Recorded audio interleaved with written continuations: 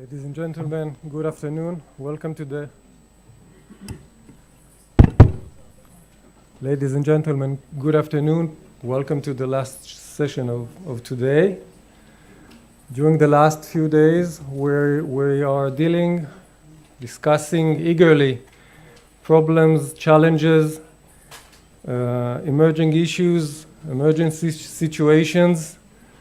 Now we will try to start to give answers how governments should react, should confront those challenges.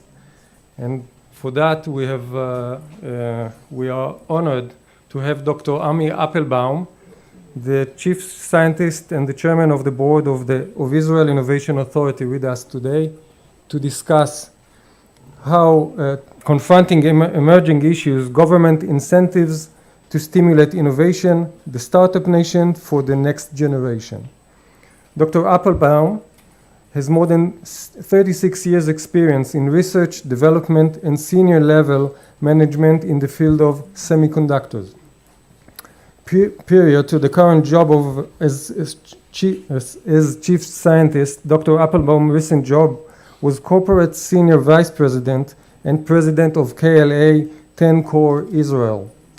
Dr. Appelbaum is the author and co-author of more than 50 scientific and technical publications and holds 7 patents in the field of semiconductor equipment and processing. Ladies and gentlemen, please welcome Dr. Ami Appelbaum.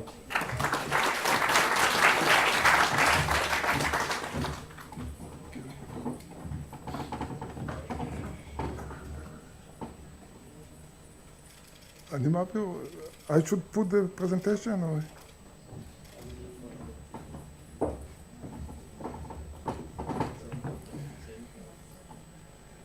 Good afternoon, everyone. It's a pleasure to have all of you here, coming from Asia and Europe, and all converge here in Israel. We don't take it lightly, and we don't take it as a given that you're all living your day-to-day activities and you're coming here to Israel.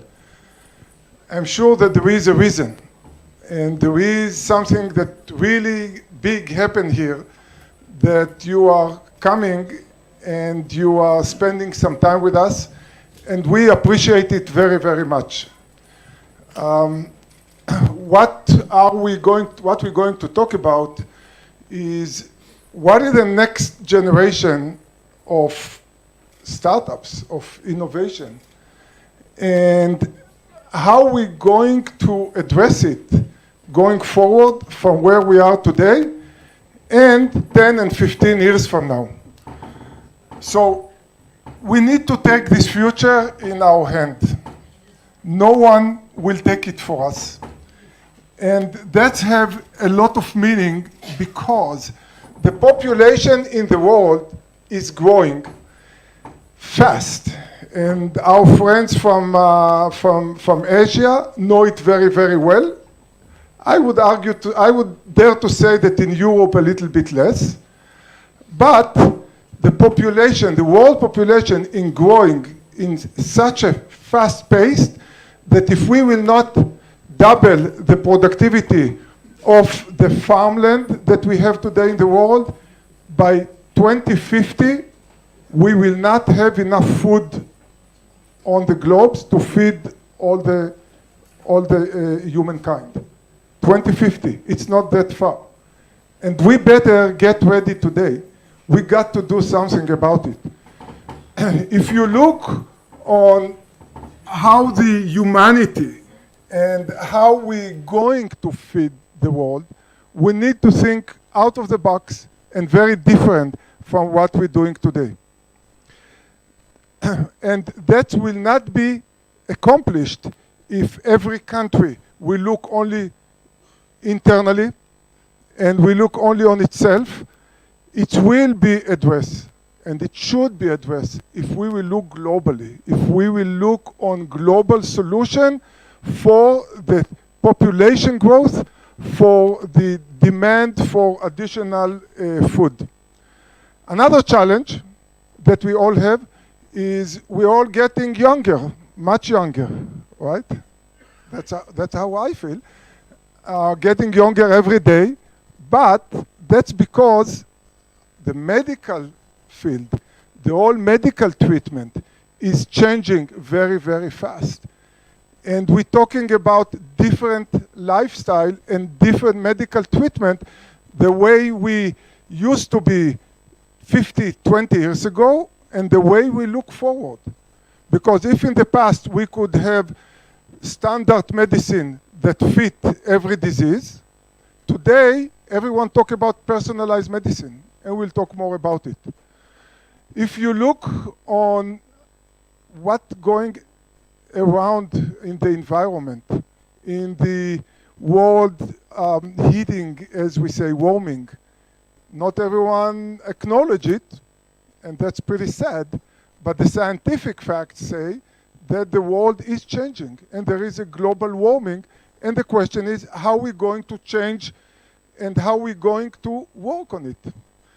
So we know, and it's very clear for us as a small country, that we got to put all the brain and all the talent that potentially we can find in the world and work together to address those critical survival challenges that humankind has on this globe.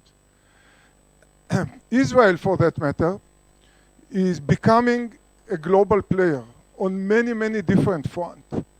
And in many areas, like we got the reputation of startup nation, we are developing technology on broad spectrum of field, as I'm going to share with you. Let me show you some video and then we will continue.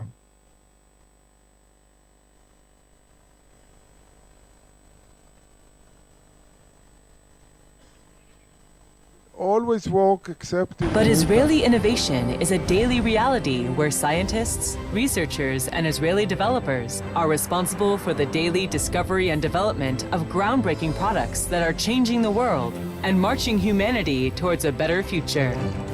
Israel is home to a unique ecosystem where startup companies set record-breaking exits. Academia works with the private sector, a world where tomorrow is already here, and the world's largest corporations have long established their R&D presence and facilities. Well, we're actually very big believers in the technical innovations coming out of Israel and the Israeli startup ecosystem. We find it critical that we're here almost to the point of how can we afford not to be here. It's really the combination of a multifaceted approach to innovation that comes together in one location. This is our #1 ecosystem outside of the United States. Tourists come to Israel to see the past, and executives of multinationals come to Israel to see the future. Israel has a strong reputation as a global hub of innovation and entrepreneurship. This is in large part due to the strong leadership and support the Israeli government provides to the startup ecosystem. We were the first to open the development center in Israel as part of the government program a few years ago. And now it's across every sector. Whatever we want to find in Israel, we know we're going to find it. And when you talk about computer science, this is really the sweet spot of Israel's strength. And therefore, no wonder that Mobileye was formed in Israel, and no wonder that we have hundreds of startups in Israel in the automotive ecosystem. Checkpoint became a global success in cybersecurity by being first into the market of internet security. We actually invented the market of internet security, and with the combination of the right market and quite innovative technology, we became the leader. So why wait? Come and be a part of a place that puts research and progress at first place. A place where the largest companies in the world are already present. And enjoy the entrepreneurial spirit, leading academia, and substantial government support. Israel at the heart of things. So let's take a look on the evolution of what you just saw, the Waze, the Mobileye. Let's take a look where the world was 12 years ago. The world was with the top 10 largest company in the world. 5 of them were in gas and oil. And you can see that 4 of them already had offices here in Israel for research and development. Some of them, like Citigroup, actually the chief scientists encouraged them to come to Israel to open a development office for financial technology, for banking technology. They came, they opened here a research and development, and today, 12 years later, there are more than 500 financial technology companies in Israel that build around it. So you may ask, what is this chief scientist? I will come and explain to you in a minute. But what is interesting, that if we move forward 10 years, 2017, you don't see the top 10 largest companies in the world. The world changed. There is no gas and oil anymore. The new gas and oil is data. And you can see the data here, companies that are dealing with data, Apple, Alphabet, Microsoft, Amazon, Facebook. There is no gas, there is no oil, there is no real product that they make money. Amazon, you think they got the fame to claim on delivering to your home the stuff that you order. They're losing money on that. What they make money on is on the servers and the cloud technology and the data centers that they have. That's where they're making their money. And you can see that out of the top 10 largest companies in the world, every single one of them has office in Israel that they do research and development. And you ask yourself, why they are coming here? Well, you're going to see, because there is something that's happening here in Israel. So it's clear to say that the world changed dramatically in those years. Israel today, in its education and the academic research institute, is number 1. In technology and startup, number 2. Number of patents that we'll see more, on average, number 5 in the world. Number 6 in R&D expenses of companies. So there is a lot of investment that coming here for Israeli ecosystem, that you can see that as a percentage of the GDP, Israel is number 1 with 4.3% of Israel GDP is going into R&D. So wow, that's a big number. You probably have a very wealthy government who can put 4.3 of the GDP in research and development. Well, I have a surprise for you. It's not the government. Most of the money, more than 60% of the money, come from foreign investors. The government gives very little, but for a very specific purpose, which I will elaborate in a minute.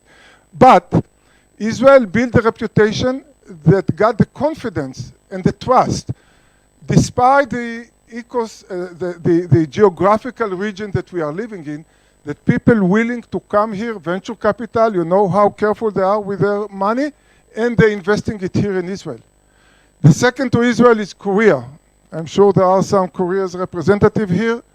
Number 2, Japanese representative. Number 3. And we compare very small economy, 8.8 million people, to Japan with millions and millions of people, or Korea. You can see on the venture capital, again, number 1, US, that putting their money in Israeli system. So all this money in 2018 yielded $6.4 billion of capital investment in Israeli startup.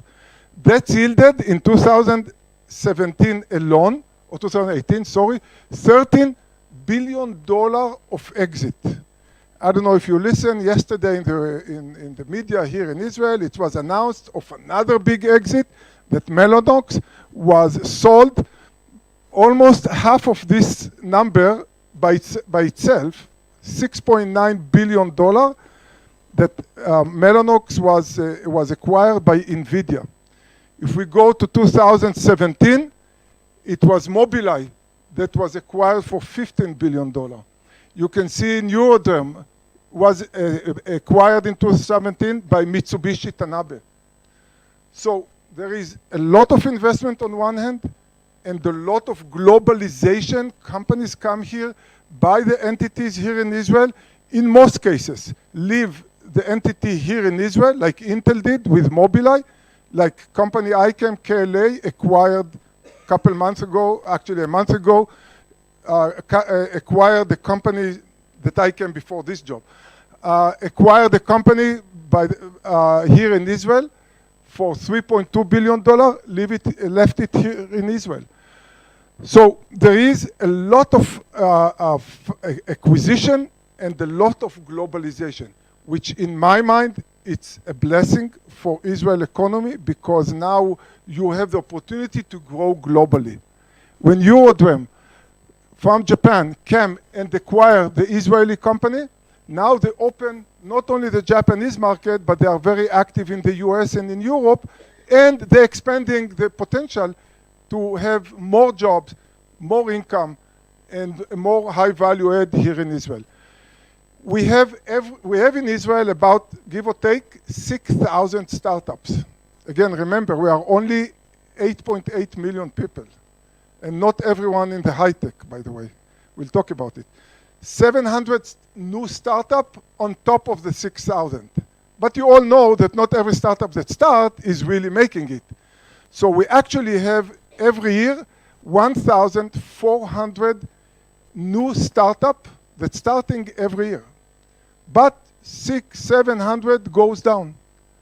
Goes down meaning the project did not succeed, shutting down the startup and moving to another startup. No one will call them that they failed. One of the secret sauce, if you like, for the Israel innovation, Israeli startup, is that we do not have the culture of fear or shame of failure.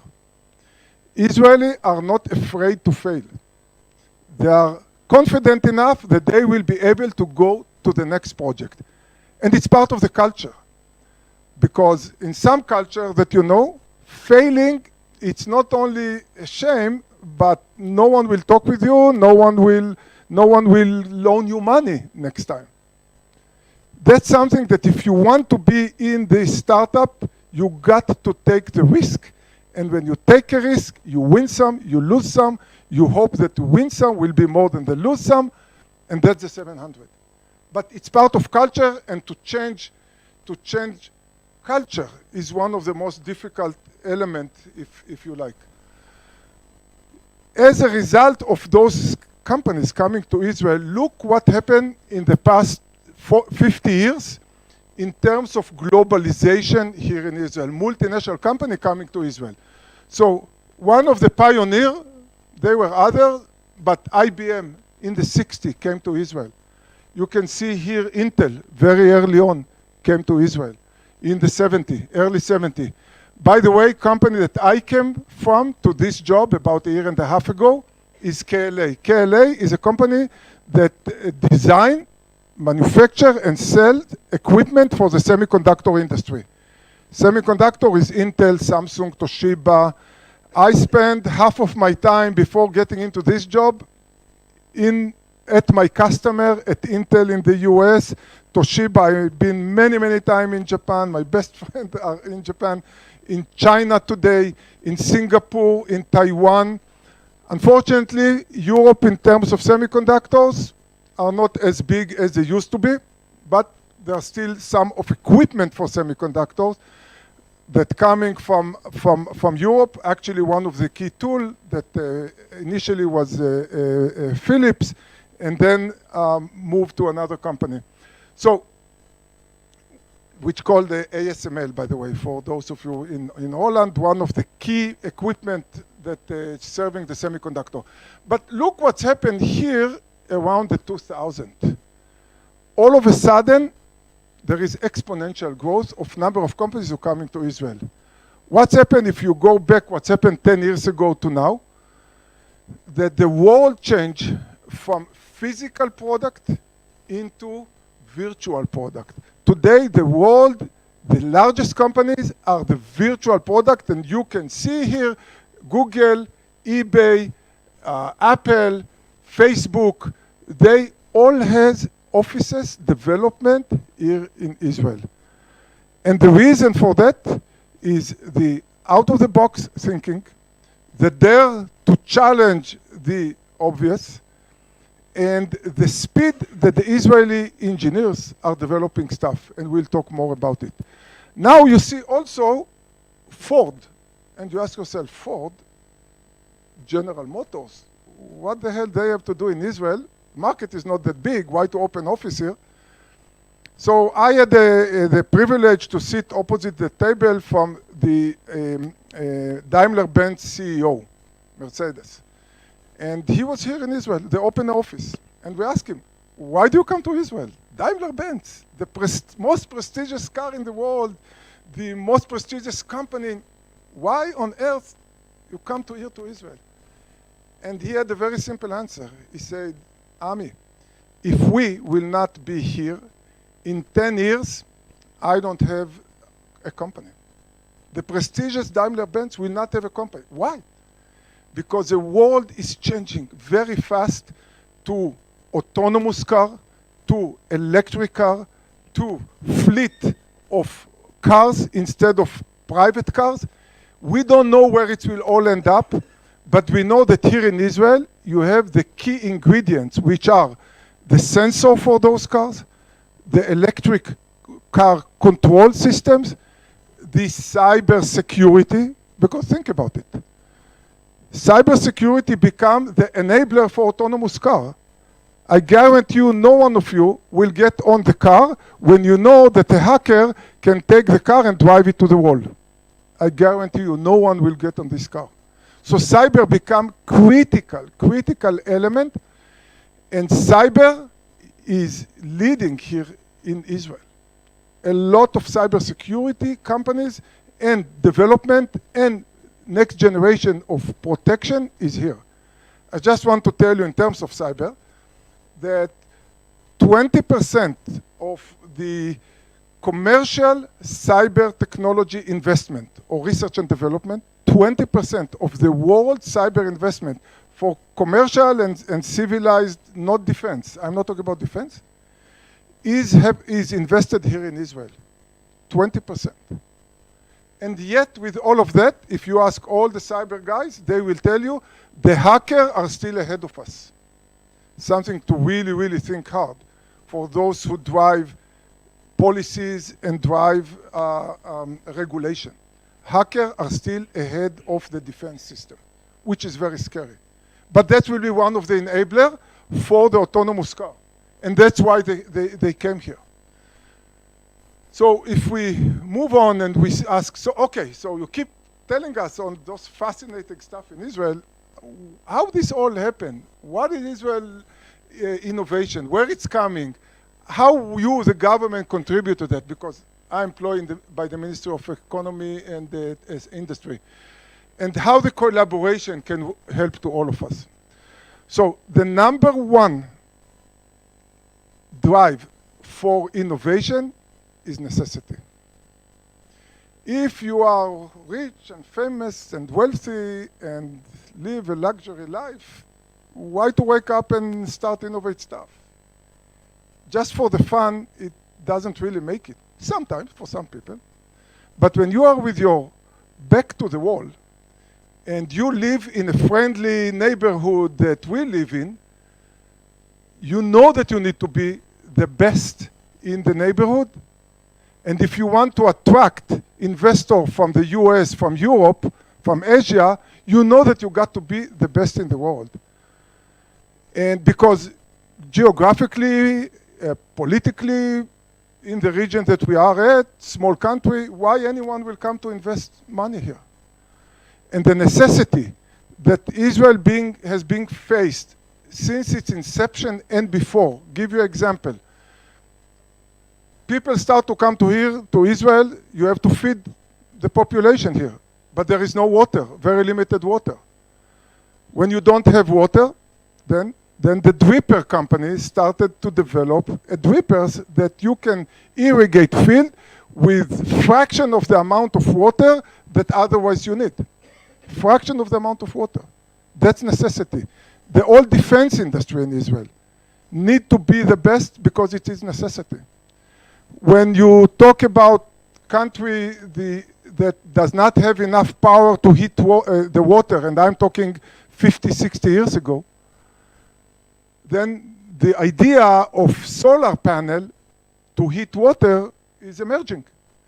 So necessity is number one drive for innovation. Now think everyone going back to his home, what necessity we have in our country and how we can drive it and how we can turn it into innovation. So that's number one. Number two is the collaborative innovation and the ecosystem, because there is no silver bullet that will get you to become the innovation startup nation.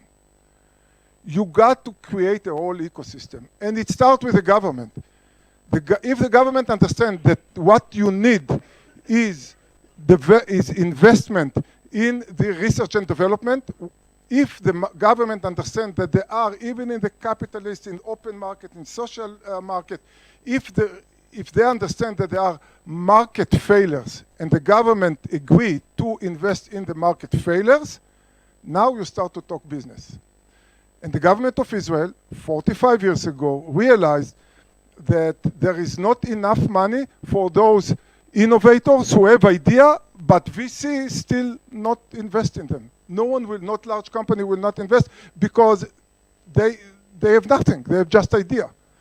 So they created a fund, they created the chief scientist organization, and the chief scientist, which I'm playing this role today, task or objective or vision is to invest in the startup for research and development to bring them to point where venture capital willing to invest, large company willing to acquire. That's our job, that's what we do.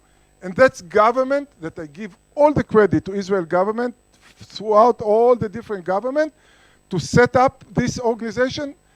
I think I criticize them that I think today they are underestimate the need and the budget and the drive.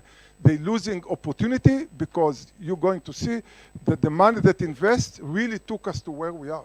And I think that every country that would like to go faster and grow its economy need to invest in research and development and make it roll into the impact on its own industry.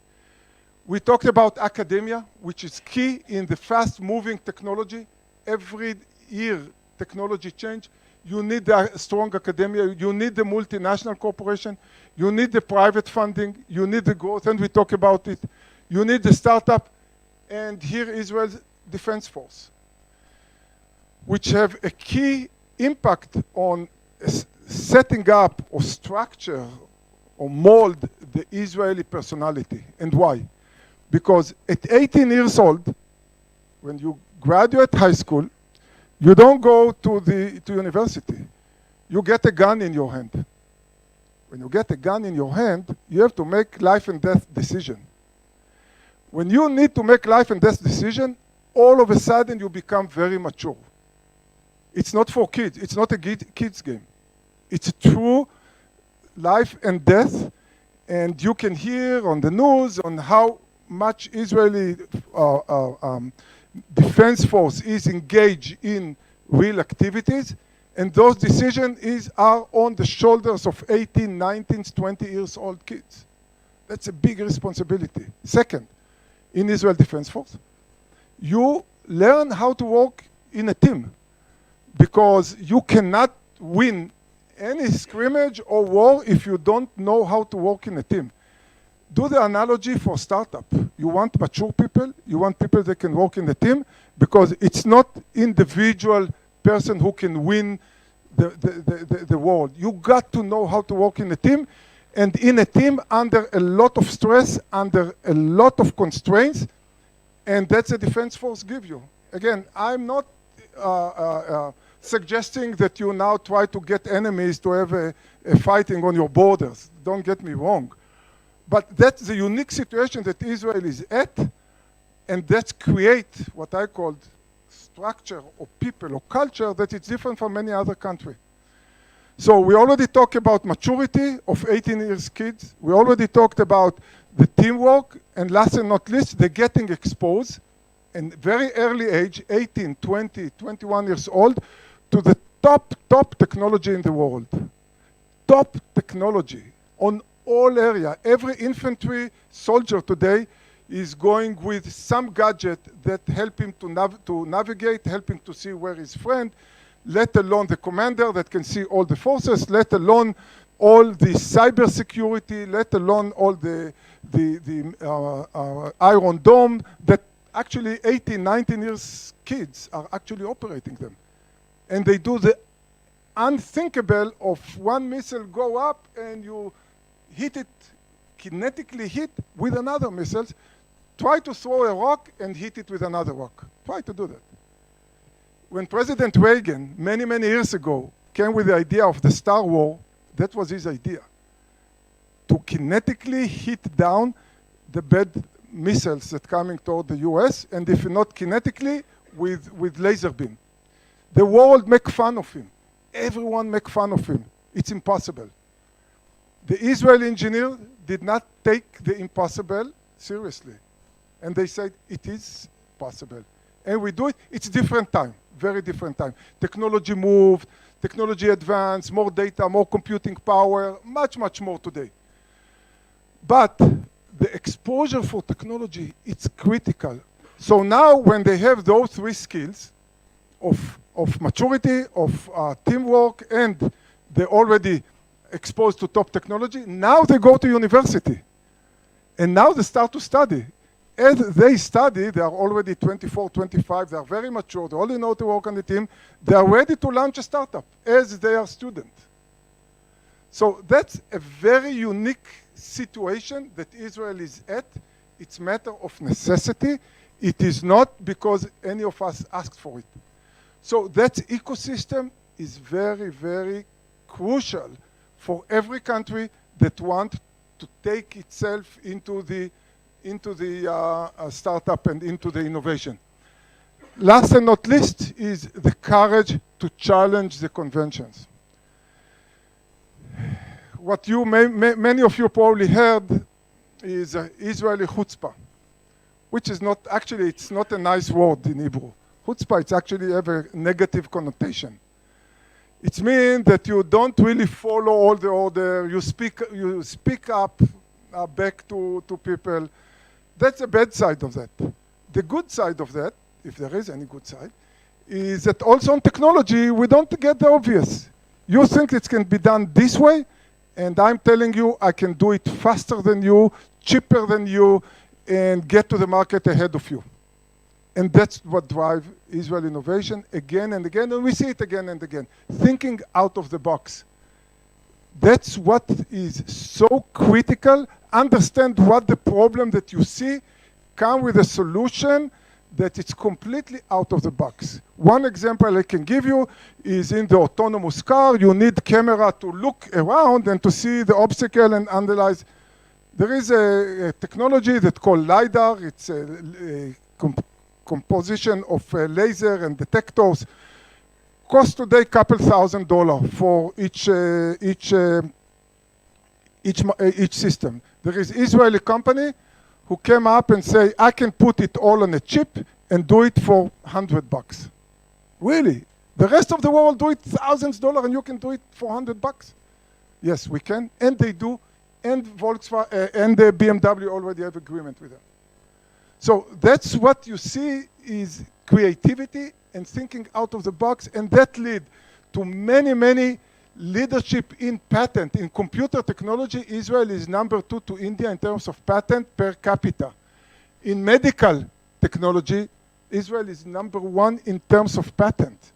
In fuel and the cell technologies, Israel is here number 6 after Finland, United Kingdom, Japan, France, Canada. Solar energy, Israel number 4. So patent is a key area that lead you into the growth of the overall technology. And you can see now that the artificial intelligence in terms of growth from 2015 to 2018 artificial intelligence is what growing the fastest, and more, that's the money that being increased, 200% increase, about $1.6 billion in the artificial intelligence, more than 800 companies. The growth in this 3 years period was for 80%. Second to this is financial technology, fintech, digital health that we are talking, that we need to make a very big difference in how we develop drugs, how we develop the medical equipment, and we do a lot of activities on that to make the world a better place to live in for all humankind. Cybersecurity, as I told you, especially now that it's become also for the medical, because when you start to transfer medical procedures and medical treatment, you don't want it to be modified or hacked. You can see the food technology in Israel, agri-tech, which is Israel is really going fast, and a lot of development that's ready to go worldwide. So we are encouraging the innovation, we are encouraging the policies, and how who is we? We is Israel Innovation Authority. I'm the chairman of the board. There is a board of directors, and there is organization that today used to be part of Ministry of Economy. It now moved out from government, and it is separate legal entity that managed by board of director. When the chief scientist organization was established, it was part of Ministry of Economy. And in order to be more flexible, to move faster, to be more professional, the government decided to take it out, make it a separate legal entity. The board of directors is 5 government members and 3 public representatives. And our vision and our mission is to enable innovation, entrepreneurship, and breakthrough technology to leverage for sustainable economical growth.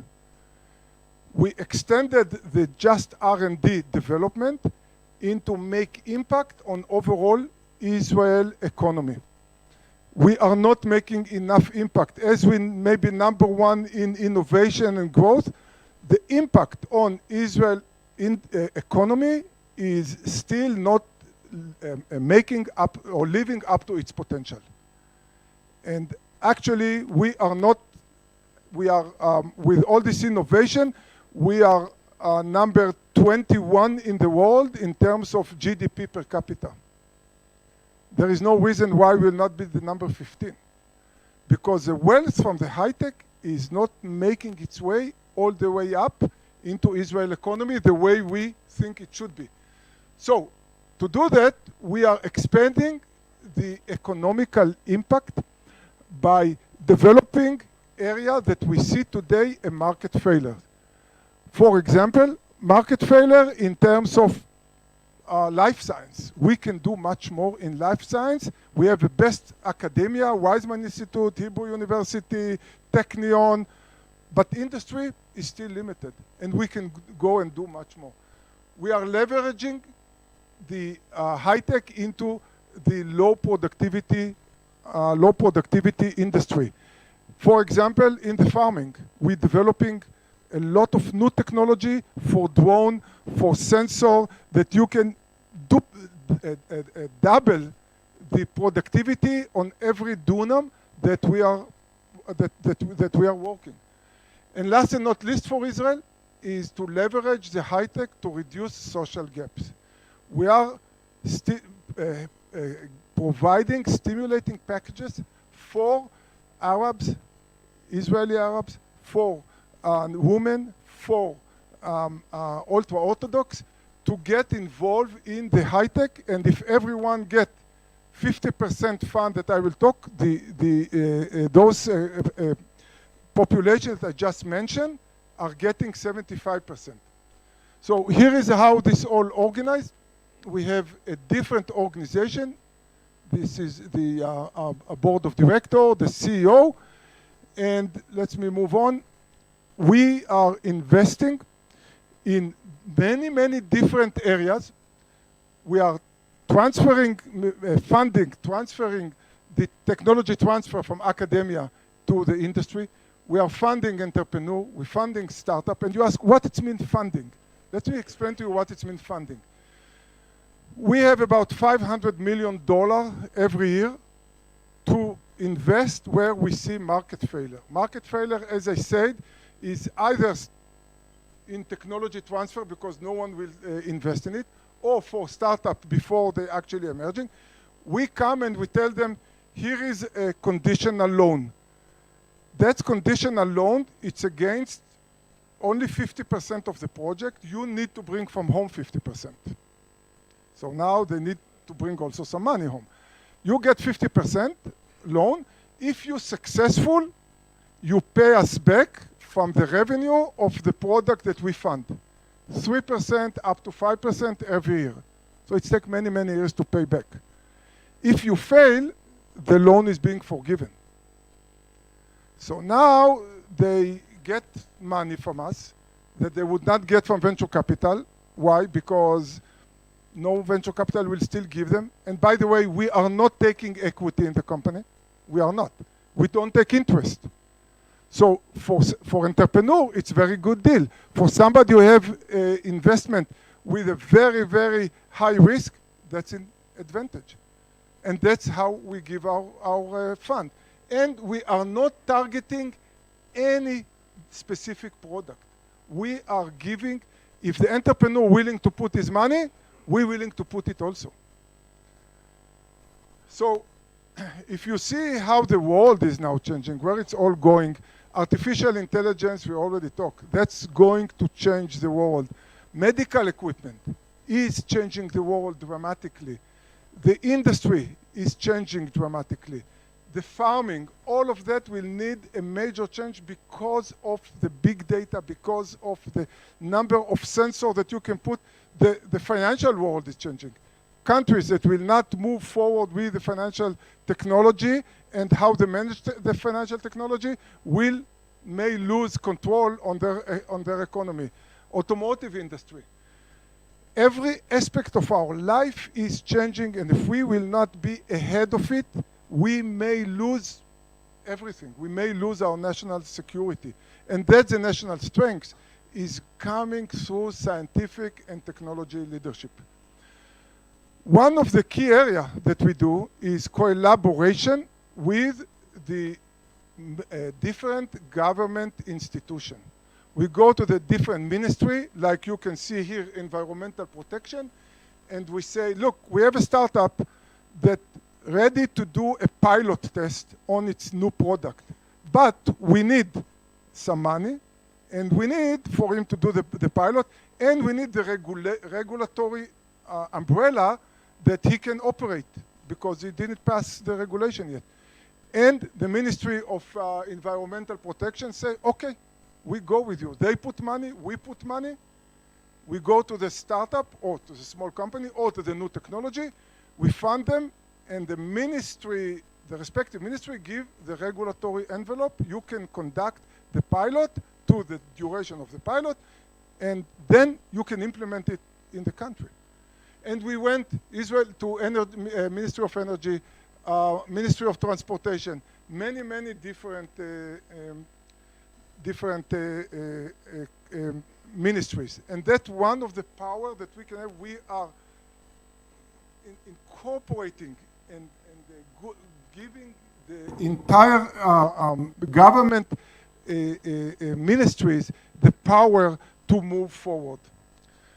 So I have to finish. I want to look into some last area where I talked about how we can increase the human, the workforce in Israel. We are short of software engineers. We are looking into many different, increasing the academia, unrepresented population in Israel. We are investing money in all of that. And working together, we can make the world a much better place to live in. Thank you. I think